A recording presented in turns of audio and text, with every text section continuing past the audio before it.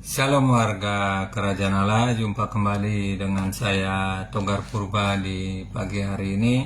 Mari saudaraku yang dikasih di dalam Tuhan, biarlah kehidupan kita yang mungkin sudah bangun, saudara yang salam Tuhan, untuk dapat kita gunakan waktu kita bersaat teduh. Percayalah ketika saudara membangun hubungan bersama dengan Tuhan, maka disitulah akan diyakinkan bahkan Tuhan akan campur tangan dalam kehidupan kita sebagai orang percaya, karena Tuhan yang kita sembah adalah Tuhan yang hidup, Tuhan yang berkuasa, bisa melakukan segala cara untuk menolong kita. Mari kita renungkan sejenak firman Tuhan dengan kita bersepakat bersatu di dalam doa. Kita berdoa. Terpujilah namamu, sebentar kami akan mendengarkan suara firman-Mu, berbicaralah bagi kami ya Tuhan. Di dalam nama Tuhan Yesus Kristus kami berdoa dan mengucap syukur. Amin.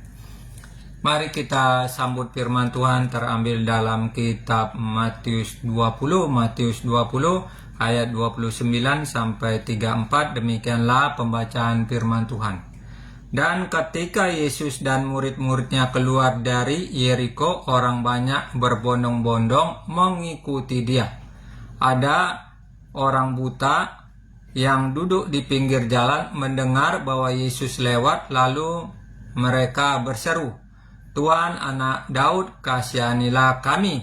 Tetapi orang banyak itu menegur mereka supaya mereka diam. Namun mereka makin keras berseru, katanya, "Tuhan, Anak Daud, kasihanilah kami." Lalu Yesus berhenti dan memanggil mereka. Ia berkata, "Apa yang kamu kehendaki supaya aku perbuat bagimu?" Jawab mereka, "Tuhan, supaya mata kami dapat melihat." Maka tergeraklah hati Yesus oleh belas kasihan, lalu ia menjamah mata mereka, dan seketika itu juga mereka melihat lalu mengikut Dia. Demikianlah pembacaan firman Tuhan. Berbahagialah dalam kehidupan kita yang senantiasa merenungkan firman Tuhan. Saudaraku yang kasih dalam Tuhan, di sini kita mendengar suatu firman yang sangat luar biasa ketika Yesus yang sedang berjalan di kota atau juga yang berada saat itu ingin keluar di kota Yeriko. Jadi sesuatu yang dilakukan oleh Yesus saat bersama-sama dengan muridnya, di mana Yesus melakukan seperti memberitakan Injil, mengabarkan kabar baik, sehingga pada saat itu yang dalam firman Tuhan, di dalam kutipan firman Tuhan, orang banyak berbondong-bondong mengikuti Dia. Jadi inilah hal yang kita melihat apa yang dilakukan oleh Yesus di dalam kebenaran firman Tuhan. Orang banyak mengikuti Yesus itu sendiri. Kenapa banyak orang mengikuti Yesus? Karena ada yang dilakukan oleh Yesus, baik itu pengajaran-pengajaran yang disampaikan melalui kebenaran firman Tuhan, dan saat itu orang ingin haus mendengar kabar tentang Injil itu atau yang disampaikan oleh Yesus itu. Jadi banyak orang mengikuti daripada Yesus, sehingga dikatakan firman Tuhan orang banyak berbondong-bondong mengikuti Yesus. Nah, saudara, ini menjadi sesuatu hal pelajaran kita. Kalau yang dahulu mereka mengikuti Yesus berbondong-bondong, kenapa? Karena ajarannya tentang hal yang dilakukan oleh Yesus itu, bahkan perbuatan-perbuatan Yesus, sehingga ajarannya di samping yang disampaikan juga dalam firman Tuhan, baik itu hal di mana Yesus melakukan pelayanan sehingga orang rindu ingin datang kepada Yesus itu. Jadi di sini kita melihat orang mengikuti Yesus. Kita sebagai orang percaya yang kita dengar perbuatan Yesus melalui, baik itu melalui firman Tuhan yang kita mungkin pernah Yesus melakukan perkara-perkara ajaib di dalam kebenaran firman Tuhan itu.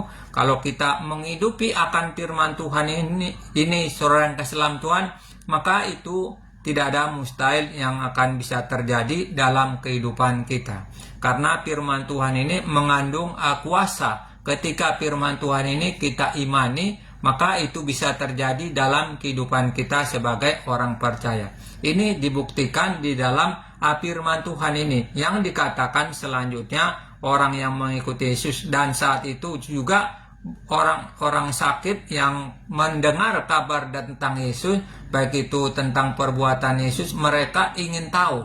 Bukan saja ingin tahu, tetapi ingin merasakan kuasa kesembuhan melalui Yesus melakukan perkara ajaib. Ayat selanjutnya dikatakan dalam firman Tuhan, di mana Yesus melakukan perkara ajaib. Ada dua orang buta yang duduk di pinggir jalan mendengar bahwa Yesus lewat, lalu mereka berseru, "Tuhan, Anak Daud, kasihanilah kami."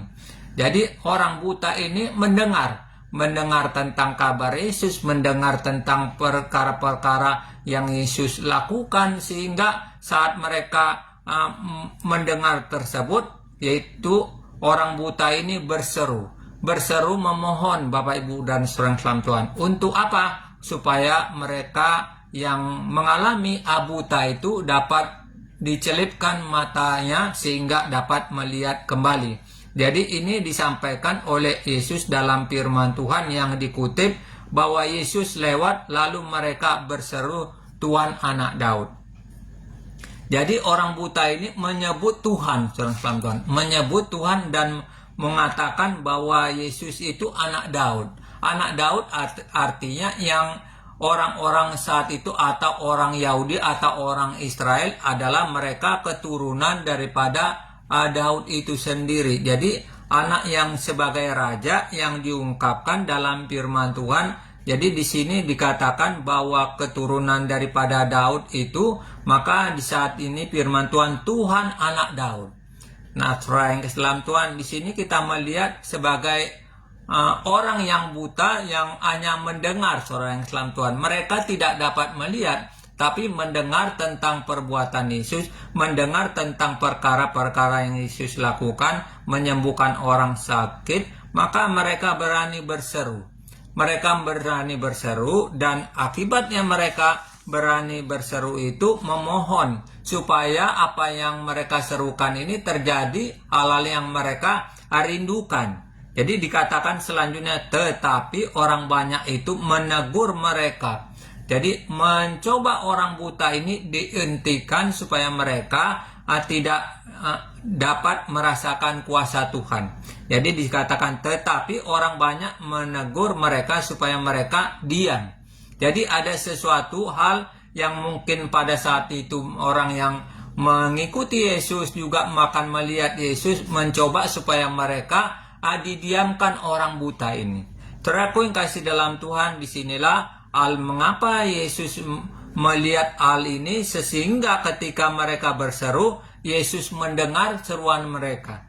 Jadi dikatakan selanjutnya, di mana seruan mereka orang buta ini mendengar, "Tuhan, Anak Daud, kasihanilah kami." Lalu Yesus berhenti memanggil mereka. Jadi akibat daripada apa yang mereka serukan, Yesus menghentikan perjalanan untuk memanggil mereka.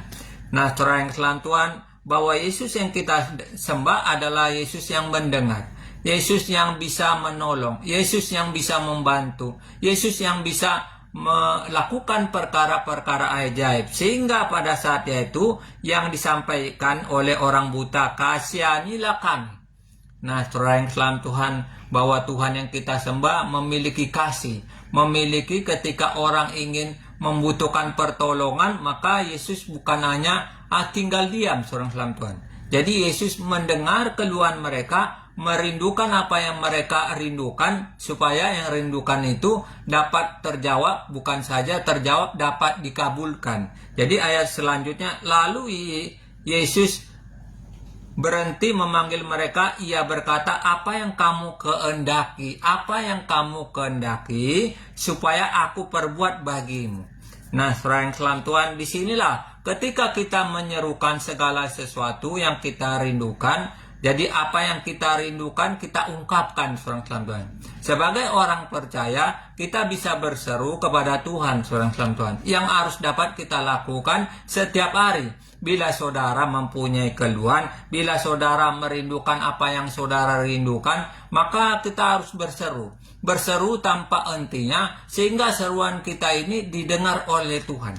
Tuhan kita ini dapat mendengar keluhan-keluhan kita, bukan saja mendengar, dapat menjawab, bahkan dapat mengabulkan setiap yang kita rindukan. Jadi seperti ayat firman Tuhan dikatakan, dan memanggil mereka, ia berkata, apa yang kamu kehendaki supaya aku perbuat bagimu. Saudaraku, disinilah yang dalam firman Tuhan, bahwa Tuhan yang disembah, bahwa Tuhan yang hidup itu, yang kita sembah itu adalah Tuhan yang mendengar, bahkan juga bisa mengabulkan setiap doa-doa kita, seperti zaman yang pada Yesus itu, yang orang-orang berbondong, yang orang buta ingin merasakan kuasa Tuhan. Ketika itu seruan daripada orang buta itu direspon oleh Yesus, bahkan didengar. Nah, saudara yang selam Tuhan, marilah sebagai orang percaya kita tidak segan-segan untuk berseru kepada Tuhan. Apapun seruan kita, kita ungkapkan. Atau apapun yang kita sampaikan kepada Tuhan, itu Tuhan dengar, saudara yang selam Tuhan.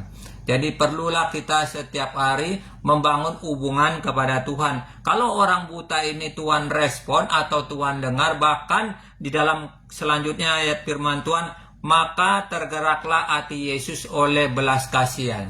Jadi Yesus itu memiliki kasih, memiliki belas kasihan. Yesus adalah yang kita sembah, dia tidak tinggal diam ketika orang mendengarkan atau kemudian berkeluh kesah itu, maka Yesus bisa menjawab, menolong itu. Maka Yesus yang kita sembah dalam firman Tuhan, maka tergeraklah hati Yesus. Nah, saudara yang Tuhan, disinilah perlunya kita melakukan sesuatu hal persekutuan dengan Tuhan atau berseru kepada Tuhan, maka Tuhan juga akan mendengar setiap keluhan-keluhan kita. Bahkan juga seperti firman Tuhan, Tuhan memberikan, dikatakan lalu belas kasihan, ada sesuatu kasih, ada sesuatu ingin menolong. Nah, saudara yang selam Tuhan, ciri kita sebagai orang percaya, ketika kita sudah meyakinkan orang percaya dan selalu ingin hidup di dalam kasih Tuhan, maka kita akan melihat orang lain akan seperti Yesus, bisa melakukan ada belas kasihan. Orang yang perlu kita melihat mungkin kekurangan, kita bisa membantu atau tergerak oleh karena ada kasih, belas kasihan. Nah, inilah dalam firman Tuhan, lalu ia menjamah mata mereka, dan seketika itu juga mereka melihat lalu mengikuti Yesus.